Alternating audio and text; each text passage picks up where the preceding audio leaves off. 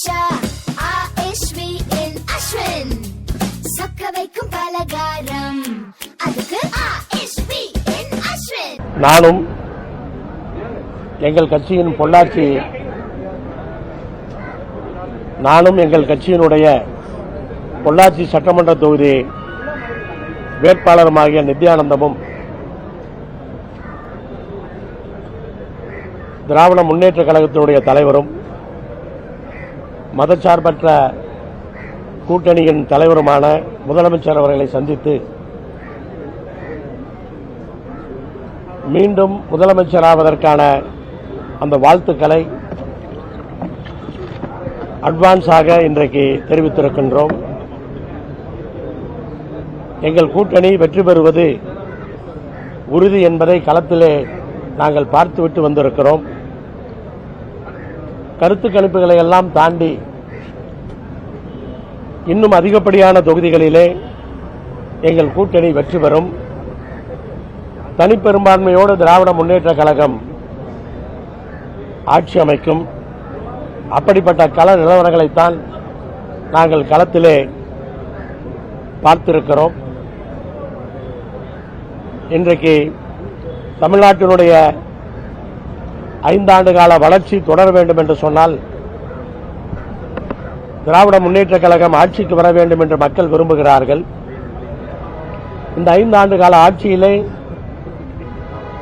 முதலமைச்சருடைய திட்டங்களால் பயனடைந்தவர்கள் எந்த குடும்பத்திலும் இல்லாமல் இல்லை. எல்லோருமே இன்றைக்கு தங்கள் கடமையை செய்து வாக்களித்திருக்கிறார்கள். பல பெரும்பாலான தொகுதிகளிலே மதச்சார்பற்ற முற்போக்கு கூட்டணி வெற்றி பெறும். திராவிட முன்னேற்ற கழகம் ஆட்சி அமைக்கும். மரியாதைக்குரிய அண்ணன் மு க ஸ்டாலின் அவர்கள் தமிழ்நாட்டினுடைய முதலமைச்சராக பொறுப்பேற்பார். கருத்து கணிப்புகள் தேர்தல் குறித்த கருத்து கணிப்புகள்ல பெருவான கருத்துக்கள் திமுக வெற்றி பெறும் சொன்னாலும் கூட முன்னிலை பெறுவதற்கு அதிகாரங்கள் சொன்னாலும் கூட அந்த எண்ணிக்கை மார்க் ரொம்ப கம்மியா இருக்கு.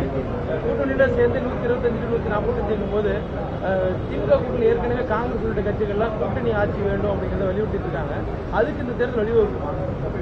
கருத்து கணிப்பை தாண்டி அதிகமான தொகுதிகளிலே நாங்கள் வெற்றி பெறுவோம். அதில் எந்த சந்தேகத்திற்கும் அங்கு இடமில்லை. களத்திலே தொகுதி முழுவதையும் பார்த்தவர்கள் நாங்கள். அது கருத்து கணிப்புகளை விட எங்களுடைய கணிப்புகள் சரியாக இருப்பதற்கு வாய்ப்பு இருக்கிறது. அதில் முழுமையாக அதிகப்படியான தொகுதிகளில் வெற்றி பெற்று திராவிட முன்னேற்ற கழகம் தனிப்பெரும்பான்மையினுடைய ஆட்சி அமைக்கும். அதில் எந்த ஐயமும் இருக்க வாய்ப்பில்லை. மிகப்பெரிய கட்சி தேசிய அளவில் காங்கிரஸ் இனி தமிழ்நாட்டில் அவங்களால எதிர்கட்சி ஒரு அமைதியான நடுவில் இருக்க முடியாது. ஒன்று எதிர்கட்சியாவோ இல்லை ஆளுங்கட்சியாவோ இருக்க வேண்டிய தேவை வந்திருக்குன்னு கிறிஸ்துவ சொல்லியிருக்காரு. கூட்டணிக்குள்ள தொடக்கத்திலிருந்தே காங்கிரஸ் உடன்பட்ட கருத்து சொல்லிட்டு வருது. தேர்தலுக்கு பிந்தைய கருத்துக்களுக்கு பிறகும் கூட அந்த கருத்துக்கள் சொல்றாங்க. இது எப்படி இருக்கு? கூட்டணி பேச்சுவார்த்தை நேரத்திலே அவர் என்ன சொன்னார் என்பதை எல்லோருமே அறிவோம். ஆனால் கடைசியில் என்ன நடந்தது என்பதையும் எல்லோருமே அறிவோம். ஆனால் அவருடைய கருத்து என்பதை விட டெல்லியிலே காங்கிரஸ் கட்சியினுடைய தலைமையினுடைய கருத்துக்கள், தமிழ்நாட்டிலே கட்சியினுடைய தலைவராக இருக்கிறவருடைய கருத்துக்கள் முக்கியத்துவம் பெறுகிறது. ஆனால் அவர் அப்போது சொன்னது எதையாவது அவர் செய்ய முடிந்ததா என்பதை பார்க்க வேண்டும். அதனால் அப்படிப்பட்ட ஒரு நிலை வருவதற்கு வாய்ப்பே கிடையாது. ஆனால் அவருடைய கருத்துக்கு முக்கியத்துவம் தர வேண்டிய அவசியமில்லை.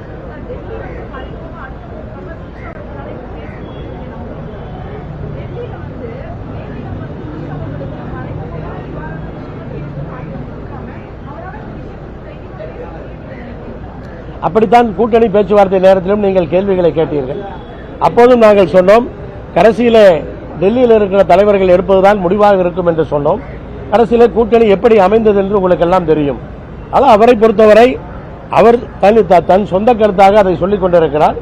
காங்கிரஸ் கட்சியிலே அவர் மட்டுமல்ல, கூட்டணிக்கு முன்பு பல தலைவர்களும் அதை சொன்னார்கள். ஆனால் முடிவு எப்படி இருந்தது என்று உங்களுக்கு தெரியும். ஆனால் அவர் சொல்லுகின்ற கருத்துக்கு வலு சேர்க்கின்ற வகையிலே முடிவுகள் வருவதற்கு வாய்ப்பு கிடையாது. அதை பற்றி இப்போது பேசுவதிலே எந்த அர்த்தமும் இல்லை.